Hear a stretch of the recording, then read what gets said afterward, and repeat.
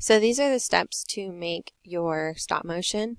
In this specific example, it's the tabletop stop motion. So the first thing you want to make sure is that you have your images uploaded to your school account. Of course, as always, your images should be in your student ID folder, not on your desktop, because remember, Photoshop on the school computers can't always connect to the desktop. So I have my images here, my frames. I can see in the bottom left corner, I actually have 36 pictures. You need to make sure you have at least 35. Try not to go way over that number. If you need to go through and delete like every third picture or something, if you just took way too many, then that's what you need to do, because you don't want to crash your Photoshop. So I've made sure I've got my pictures here. I'm going to go ahead and open up Photoshop, which I thought I already had done, but I guess not. So this is kind of like a faster and easy way to make a stop motion using images and using Photoshop. So rather than opening every single picture individually and sending it to a base layer, we're going to use a few different but kind of more simple commands. So you're going to go on the top toolbar to Window and then click on Workspace. So it actually just pops out if you mouse over it. Then you're going to go down and click on Motion. Once you've done that, this should come up. It's really important to make sure that you're clicking on the right things, because if you close this out when you don't need to, sometimes you have to totally restart Photoshop to get it back. So just make sure you take your time and click on the right things. Next, we're going to add in all of our at least 35 images to your timeline here. And I know this looks a little bit different than how you probably did your animated GIF before, but it's fine. This is how it should look. So pretty much the only button that you can click on right now is this little film strip looking one here. So you're going to click on that, and then again the only option, Add Media. So now I have gone to my folder. So if you don't have it here, you need to go Computer, your student ID, wherever you keep your stuff, and get to the place where your images are located. So mine are here. And you can just double check your images, and I can see that they are in order. Hopefully they are by file name. So what I'm going to do is click the first one so that it's blue. I'm scrolling to the bottom, holding Shift, and clicking the last one. So now I've selected all of them. Then I'm pressing Open. This might take a second because it's going to load all of those pictures into your timeline at once. So again, this is another reason why you don't need 200 pictures for your stop motion, because it will just not be able to handle it. So you can see it's going through this loading bar here to try to get all my pictures in. So I'm going to pause the screen recording while that finishes.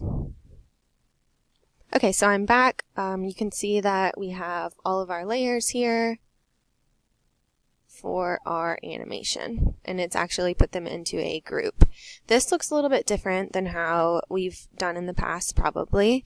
So we're actually going to go ahead and switch now back to a frame animation, which will make this process much more simple, because right now you can't even see your individual pictures, you can't control the time, blah blah blah. So in the bottom left corner here, there's a little button. It says Convert to Frame Animation if you mouse over it, and it looks like 3 little squares. So I'm going to click on that, and now this bounces me back to a frame animation. So mine has defaulted to every frame being 5 seconds long, which is way too long. So I want to change them all at the same time. So by clicking the first one, again holding Shift, scrolling to the end, and clicking the last one, now I have selected them all. So I'm going to click the drop down. It doesn't matter, just pick one, click right here, and change the timing.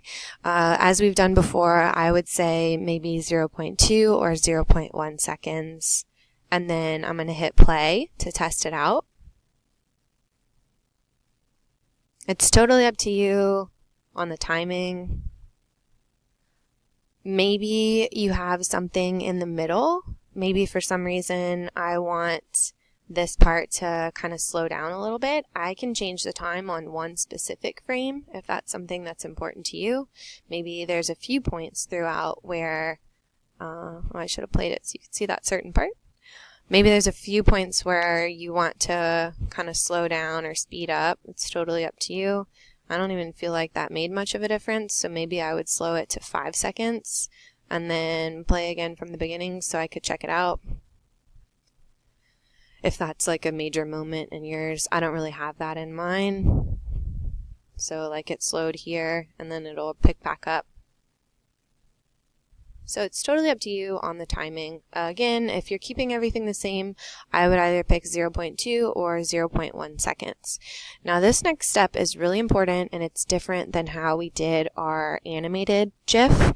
So because we're using images and they're probably large quality images, we need to actually decrease the quality of our pictures before we save. So it's super important that you do this before you save. So with all of your images selected, again, clicking the first one, holding Shift, and clicking the last one, I'm going to change my image size of all of my pictures. So what I need to do is on the top toolbar, again, I'm going to image size, and there's a few numbers I'm going to change here. So under document size right here, you want to change the resolution to 72 if it's not already. You know, normally we work with 300, but again, we're working a little bit smaller so that these files can actually run. And then if your width is really big, like mine is, again, they're probably pretty good quality pictures.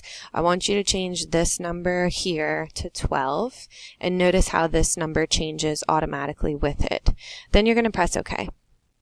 It's going to take a second, and it's downsizing your images. So again, I'm going to pause until that's finished. So the size of my pictures have decreased, and if I click play, everything still works just fine. And I did speed that part back up where I had slowed it before. So now that I am happy with how my stop motion looks, I'm going to go ahead and save it. So remember, we're using the GIF file type, so we're doing File, Save for Web. And this thing comes up, and it's super important, again, that you change the image size, which we did in the last step, before you get to this part, because Photoshop has been known to crash if you forget that step before you get here. So in the top right corner here, if yours is for some reason still on JPEG, make sure you change it to GIF. And then in the bottom corner, remember we need to change once to forever. If you want to test it again, you can press play right here to watch your stop motion. If it's really zoomed in, you can zoom out to see this full screen. Okay, so I'm happy with it. So save ... and I'm saving it to my school account. Under my folder, be organized, where you save your things. For this one, it's going on your website, so I would do last name, first name, tabletop stop motion, or whatever.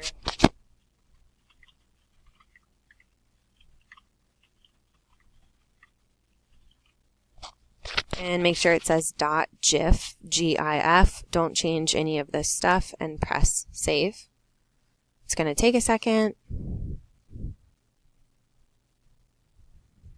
Okay, so now I will go to my folder where that should be, and then hopefully you can click on it and preview it. See if it's going to load. So if when you click on yours, it just pops up like this with the photo viewer, remember that's because it's a GIF. So if it's not playing like that, you can just right click and say open with Internet Explorer, and then ta-da! Now that you're finished, I want you to close out of all that stuff, go onto your Weebly, your website portfolio, and add this stop motion to a gallery section so that we can make it full screen and show it for critique. Okay, that's it. Great job.